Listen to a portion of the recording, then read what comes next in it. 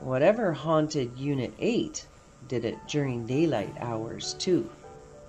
Another difference was that the energy on Unit 5 scared and repelled her, whereas the energy on Unit 8 felt more like an annoying and attention-seeking prankster. Now it's time for Puppets, Pupils, and Producers, a story of mind over matter. Since the patients on Unit 8 were prone to self-harm, they were locked in or out of their cells, which lessened their ability to sneak something harmful into their room. While they were outside of their cell, they wore hospital clothing. When they entered their cell, they had to remove it. Approximately half of the patients chose to remain naked while they were in their cell. The other half chose to wear a safe gown. Made from a coarse, unterrible material, the safety gowns and blankets were sewn in the facility by patients who worked in the occupational program. Paying $1 an hour, regardless of the job, the program accepted custom orders for flags, tarps, and wooden furniture, and fulfilled contracts involving menial tasks such as counting and filling bags with items like plastic utensils for retail sale, which was the reason why most of the staff washed their plastic cutlery before they put it in their mouth. Located on the mostly submerged level at the south end of the building, the occupational shops ran adjacent to the rec center and patient classroom, and except for the weekend when the shops were closed, that half of the basement was bustling with activity. The other side contained the electrical room, the boiler room, and a small classroom relegated for staff education. Between those three designated areas, there were pieces of furniture that should have been thrown out years before. Unlike the south side, which was brightly lit and painted a soothing light blue, the north side of the basement was super creepy, as it was dark, dank, and still had dirt floors in some sections. Except for having to attend mandatory education in the small staff classroom located under the common room on Unit 8, no one except the security chiefs and maintenance men went down there. Gus had worked in the maintenance department longer than Cassie had been alive, and was one of the few men who openly admitted to having paranormal experiences in the facility. Over the years, he said he'd seen shadows, he'd felt something tug on the back of his shirt, and he was convinced that something unseen was messing with the thermostat on the boiler.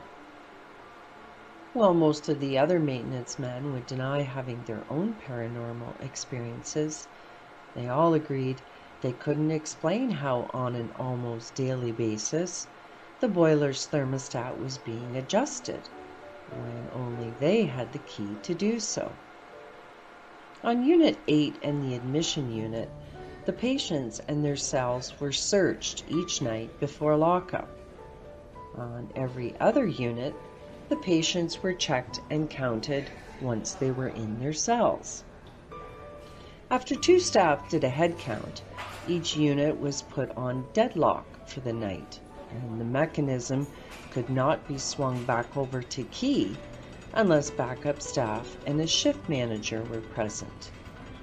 Even in the case of an emergency, no one opened a cell door when there were only two staff in attendance, just in case it was a setup. Cassie was assigned to a weekend of night shifts with Tim, who was in the top 10 of her favorite staff to work with, because he was cool-headed during a crisis and had exceptional communication skills. She also liked that he was open-minded and didn't discount Cassie's stories about the energy she felt in the facility. Unlike Unit 5, where she only felt the energy at night when the lights were out, whatever haunted Unit 8 did it during daylight hours too.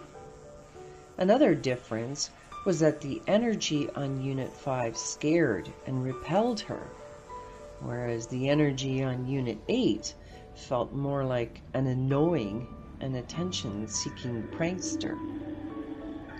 Known as a poltergeist or noisy ghost, it had the ability to move things, to make noises, and could manipulate the environment. As a result, it liked to pinch, pull hair, and startle others by quickly rushing past them, which they'd feel but dismiss because they could not see it with their own eyes. When Tim saw Cassie reading a book about tarot cards, a discussion ensued, and he volunteered to be her first guinea pig. Since she knew very little about using the cards, she shuffled and dealt out a Celtic cross, and she wrote the names of the cards down so she could research their meaning when she was at home.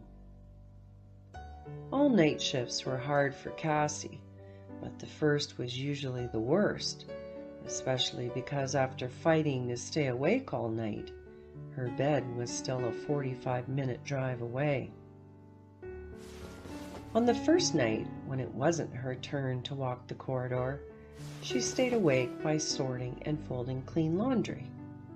When the sun came up, she attended to her clerical duties and put a pot of coffee on for the day shift. Deciding she needed half a cup herself, she returned to the staff room, where she found a mess of water and coffee grounds all over the counter, because apparently in her exhausted state, she'd forgotten to return the pot to the burner. Running out of time, she cleaned everything up and briskly walked to the laundry room for clean towels. Upon opening the door, however, she stood dumbfounded by the significant amount of clean laundry on the floor. After rejuvenating sleep, Cassie poured herself a coffee and called her kids. Once she knew all was good in their world, she retrieved her tarot card book and spent the next hour looking up the meaning of Tim's cards. Admittedly, other than knowing he was married with 2 teenagers, Cassie didn't know much about Tim's life outside of work, so when she started putting the cards together like puzzle pieces, she was sure they were actually meant for her and not him. On their second night shift together, Cassie explained how she thought the reading was actually meant to validate and guide her with a dilemma she was currently facing, and went on to explain how the cards were indicating that someone close to her was having a secret and salacious affair with someone much younger. She folded the papers and suggested she shuffle and deal the cards again, to which Tim replied he was facing something similar and asked her to continue on with her explanation. When she finished talking about the cards and the story they told, Tim shared he suspected that his wife was having an affair with his daughter's 18-year-old ex-boyfriend, who they tried to help out and was still living in their basement. Cassie was shocked by the similarities of their situations and shared her own twisted tale involving a girl who used to date her brother Stan. Only 16 at the time, Cassie described how her parents took Sherry in after they learned how terribly poor her parents were. From then on, they fed and clothed her, helped her family with food and money, and gave her a job in the restaurant's kitchen. After she and Stan broke up, Sherry stayed despite his protestations, and he eventually moved out. In the 5 or so years since, she'd become a valuable employee and a significant support system for her widowed father. But over the past several months, every time she took the kids to the restaurant to see her father and her aunt, she felt something was off. When she couldn't shake it, she asked her aunt in private if something was going on with the kitchen staff, and she admitted how everyone suspected Sherry had moved from Cassie's childhood bedroom into her dead mother's bed.